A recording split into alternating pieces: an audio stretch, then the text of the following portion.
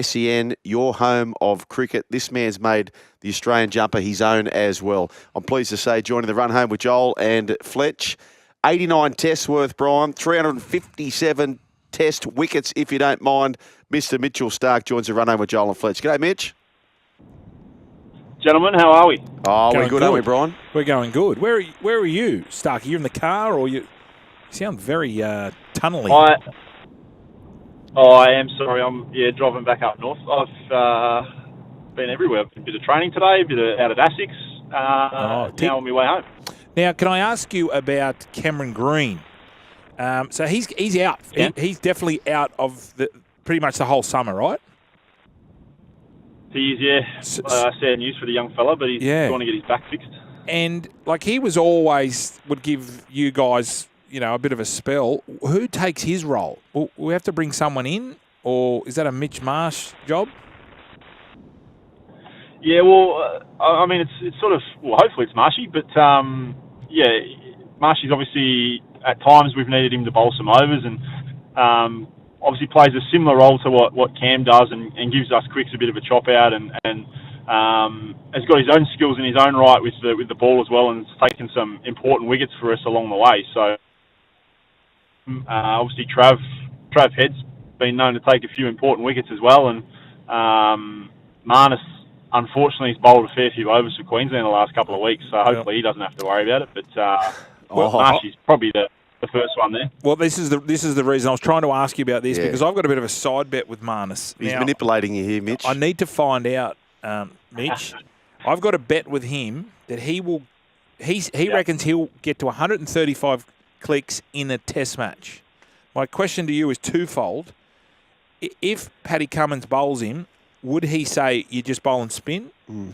Or is he allowed just to do what he wants? Thirdly, do you think he could get to 135 Ks an hour? Three-pronged question. Okay. Firstly, I don't think he can get to 135. Good.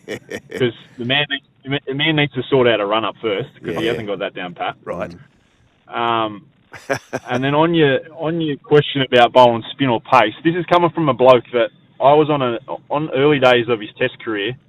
He said he was going to take 250 test wickets. And at that point, we had Cummins and Hazelwood hadn't even taken 150 test wickets yet. So he's only about 230 something short, I think. So he might have to just focus on his batting for the summer. Okay, Mitch, you know what I'd love nothing more than anything else is 5 bowls from Marnus, spin. And then we just see Mitchell Starc sort of wander over and say, come on, mate, let it loose, last ball the over, and just see him try and have a crack at it, Brian. No, I don't want him, because he probably will jag one. Yeah. He's only got to bowl at once. Yeah. That's what I'm worried about. What's the best way for him to do it? Is it a full toss, Mitch?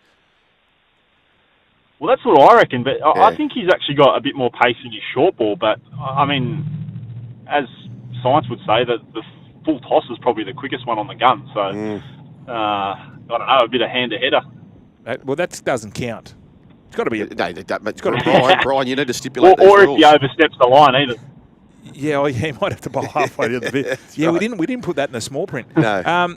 Now, Mitch, we were watching you last week playing against Victoria and the young kid, the Greek God I'm talking about, young Konstas. Sammy Konstas. Is he the real deal? Do you feel?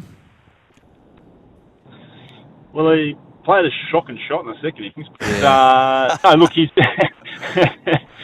the game he had against South Australia was obviously pretty special. Hundreds in both innings for a young fella, for a teenager in first-class cricket.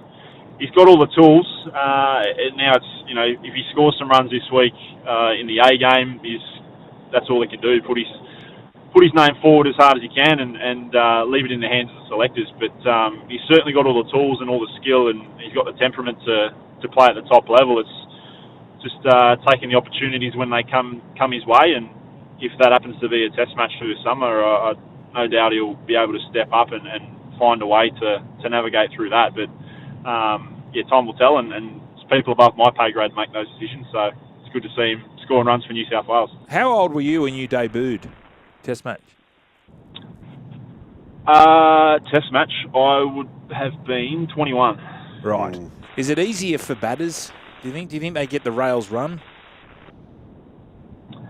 Well, that's a good question. I don't know. I mean, I was in and out for one game in, one game out for my first 14, I think. So I was sort of learning on my feet and then finding a way to get better and try and get back in a team. But yeah, as a 19-year-old batter in first-class cricket and trying to find a way into a test team, I don't know. You'd have to ask a few of the young batters and see where they're placed. But obviously, there's some that are probably a bit more comfortable in where they're at in their careers, and others that are still finding their way, and some guys that are able to problem solve it at the highest level on the go. So you got to be thrown in the deep end to see if you can swim, I guess. Yep. Firstly, Mitch Starc, I will challenge you on one thing, Brian. I severely doubt that there are people above his pay grade making those decisions. Yes, especially I doubt that very much. I saw I saw what he got at the auction. Yeah, I doubt very much those making Hey, decisions. we're talking about Aussie cricket. We're not talking about IPL. It might be Pat Cummins. Compartmentalise if you don't mind. Might be Patrick. Yeah. Patrick could give him a nudge. Hey, just on Patrick, Patrick's Mitch. definitely on more than me. I can guarantee you. Hey, just on Patrick, Mitch, and we had the missile, James Magnuson in before, and he was at the gym, and he said he was watching Pat Cummins do his gym work, and he said all he did, Brian, was squats. Yeah. Like just squats. And Missile asked him, he said, why are you doing so much squats and glutes and all that sort of stuff? He said, because he had so many back problems. Correct. Is that something that you guys as fast bowlers work on, Mitch? Is it so important to have that part of it right? I don't know if I've ever seen Pat squat. Oh, right. So you call a Missile a liar? No, well, maybe he's added into his program since he's had a bit of a holiday since the West Indies series, or the World Cup. So, no, that could be part of his new program. But yeah, it is for us fast bowlers. It's about your backside and your legs, as opposed to the batters that just get in the gym and want to do their pipes and their chest and look big up top. So we have to do a lot harder work than those batters, so we have to spend a bit more time on our lower halves, unfortunately. I tell you what, just on that, Brian, so he does have a great Shaminda Vas, Paddy Cummins, there's no doubt about that. You've been looking at it. Oh, solid Shaminda Vas. But Mitch, we're watching the World Series at the moment, and Baseball, and the pitchers will have maybe one innings and then have a couple off. Mate, what you guys do is so demanding on the body. You're charging off maybe 50-metre sprints, and then you're don't bring it up. everything. We're not going back to the rotation, are we? Is that what you're angling? No, I'm not. Remember that disaster? I'm not going on that. I'm not an angler, Brian. I'm not an angler. What I'm asking, though, is, like, when you've got 5 tests in front of you, how daunting is that, Mitchell Starc? Oh, no, I don't think it's daunting is the word. We know. Well, I mean, we're quite an experienced group, aren't we? I think we're all, I mean, if you think about the last test team, we're all over 30 at the minute, so we know what's in front of us. And I mean, if you talk in the bowling group, we've spent a lot of summers and a lot of series together as a group, so we know what we're in for. And I think your body just finds a way and knows how to back up day after day or fight through some of that soreness. So I wouldn't say it's daunting. I think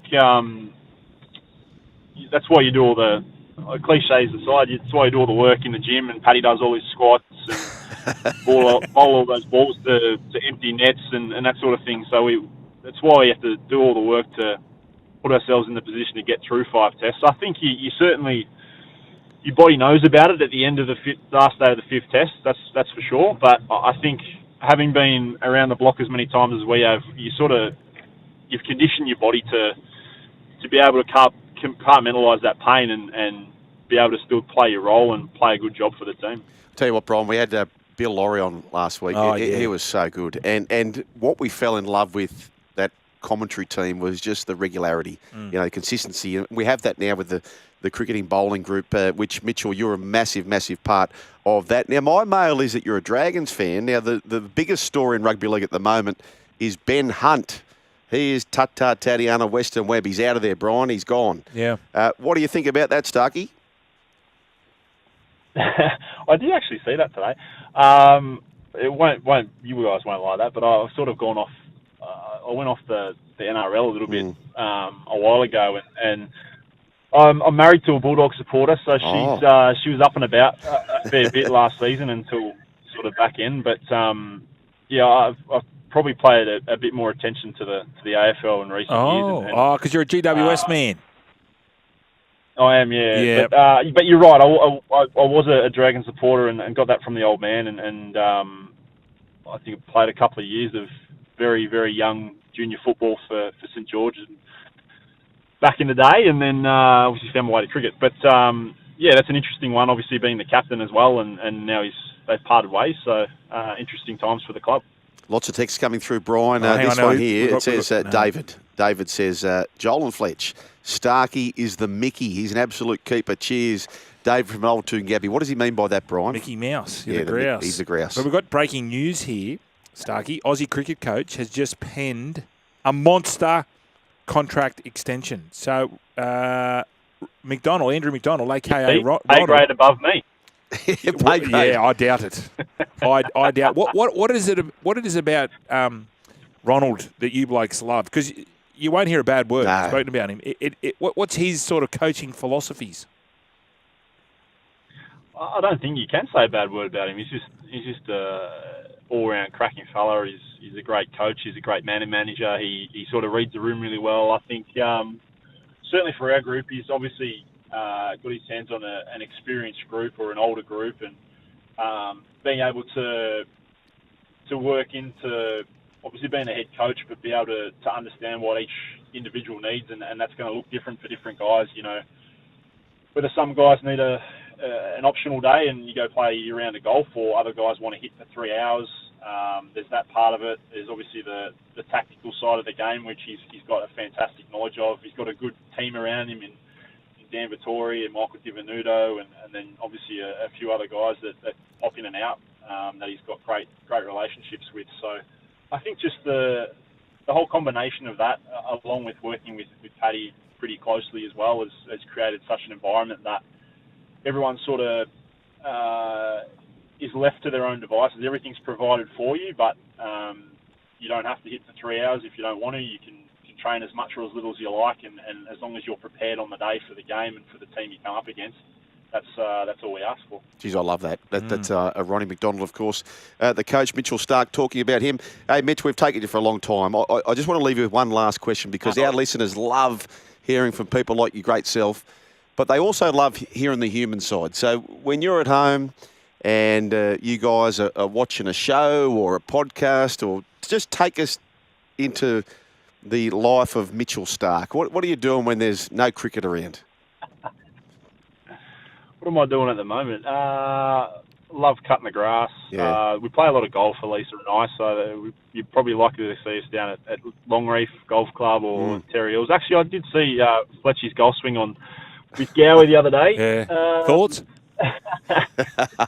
You're better than Hindy. Yeah, I know. Hindy's dreadful. Yeah. What's your handicap, Starkey?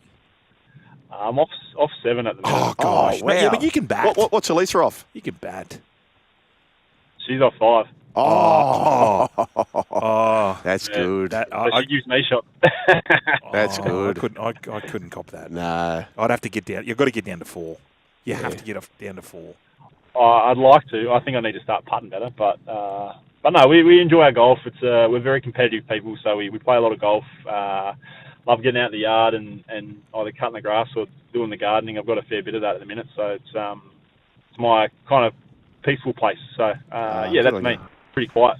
If you're playing, do you punt for? Because you got to have a little bit of a gamble. Are you like betting for like chores around the house? Is that how you, or is it money? Yeah, what are you playing for? Yeah, what he's played for. When I play with Elisa, we're not competitive at all. We actually play for a trophy. Oh, so, really?